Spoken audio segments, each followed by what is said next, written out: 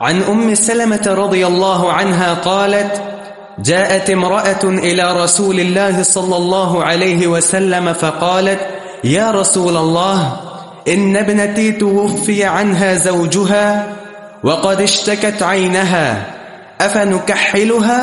فقال رسول الله صلى الله عليه وسلم: لا، مرتين أو ثلاثة، كل ذلك يقول لا. ثم قال: إنما هي 4 أشهر و10، وقد كانت إحداكن في الجاهلية ترمي بالبعرة على رأس الحول. فقالت زينب: كانت امرأة إذا توفي عنها زوجها دخلت حفشا ولبست شر ثيابها ولم تمس طيبا ولا شيئا حتى تمر عليها سنة، ثم تؤتى بدابة حمار أو طير أو شاة فتفتض به، فقلما تفتض بشيء إلا مات، ثم تخرج فتعطى بعرة فترمي بها، ثم تراجع بعد ما شاءت من طيب أو غيره. قال المؤلف رحمه الله: الحفش البيت الصغير الحقير، وتفتض تدلك به جسدها. نعم، احسنت. ام سلمہ رضی اللہ عنہ ام المومنین اس حدیث کی راوی ہیں. فرماتی ہیں کہ جاءت امرأۃ الی رسول اللہ صلی اللہ علیہ وسلم، ایک خاتون نبی علیہ السلام کے پاس آئی. فقالت یا رسول اللہ صلی اللہ علیہ وسلم، اس نے عرض کیا کہ ان ابنتی یا ان بنتی توفی عنہا زوجها، میری بیٹی کا شوہر فوت ہو چکا. شوہر کا نام مغیرہ تھا، مغیرہ المخزومی. وقد اشتکت عینہا، اور اس کی آنکھ میں تکلیف ہے. اس کی آنکھ، میری بیٹی کی آنکھ میں تکلیف ہے. شوہر فوت ہو چکا ہے اور وہ شوہر کی وفات کے عدت میں ہے. اب جو عورت عدت میں ہو، وفات کے عدت میں، وہ سرما استعمال نہیں کر سکتی. اب اس کی آنکھ میں تکلیف ہے.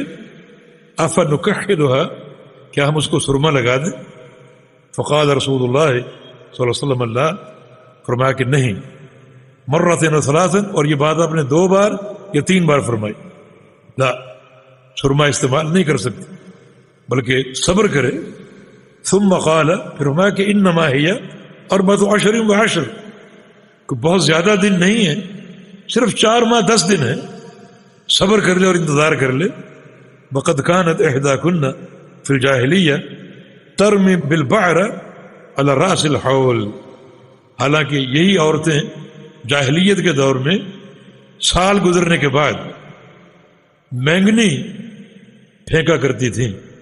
سال گزرنے کے بعد، یہ کس طرف اشارہ ہے کہ سال گزرنے کے بعد اونٹ کی یا بکری کی مینگنی پھینکا کرتی تھی؟ اشارہ اس طرف ہے کہ جاہلیت میں ایک دستور تھا کہ جس عورت کا شوہر فوت ہو جاتا، آگے جو عبارت ہے وہ ساری اسی کی تفصیل ہے، جس کا خلاصہ یہ ہے کہ جس عورت کا شوہر فوت ہو جاتا، اسے 1 سال کے لیے ایک ڈربے نما گھر میں بند کر دیا جاتا. بالکل ایک خیمہ اجڑا سا اور تنگ سا اور گندا سا. نہ اس کو نہانے کی اجازت تھی، نہ کپڑے تبدیل کرنے کی، نہ ناخن کاٹنے کی، نہ خوشبو استعمال کرنے کی. پورا 1 سال. چنانچہ وہ پورا وہ سال اسی ایک ڈربے نما خیمے میں گزارتی، غلاظتوں کے ڈھیر میں اور گندگی کے ڈھیر میں.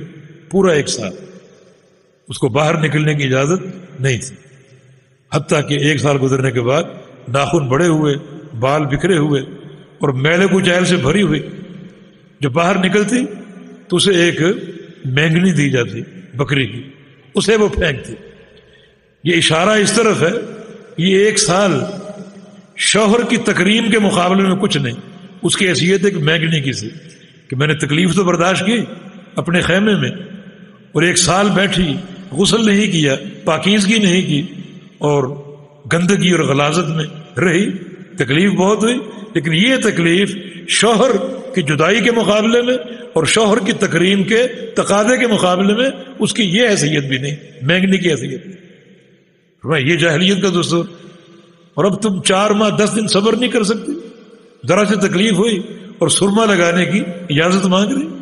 اب کوئی دوائی استعمال کی جا سکتی، لیکن سرما جو ہے یہ چونکہ ایک زینت ہے، لہذا عورت کو روکا گیا کہ زیب و زینت کی کوئی چیز اختیار نہ کرے. تو آگے جو عبارت ہے اس عبارت میں یہی تفصیل ہے جو ہم نے عرض کر دی. اس قدر وہ عورت بدبودار ہو جاتی اور غلیظ ہو جاتی اور ناپاک ہو جاتی، اور اس قدر جو تعفن اس سے پھوٹتا کہ چھوٹے موٹے جانور اگر اس سے مس ہوتے یا اس کے جسم کے ساتھ ملے جاتے تو مر جاتے. اس کی یعنی بدبو کی شدت کی بنا پر جانور مر جاتے. یعنی بعض اوقات اس قدر وہ غلاظت اور بدبو ہوتی. تو پھر اس کو جب غسل کرایا جاتا تو پھر اس کو خوشبو استعمال کرائی جاتی. جی.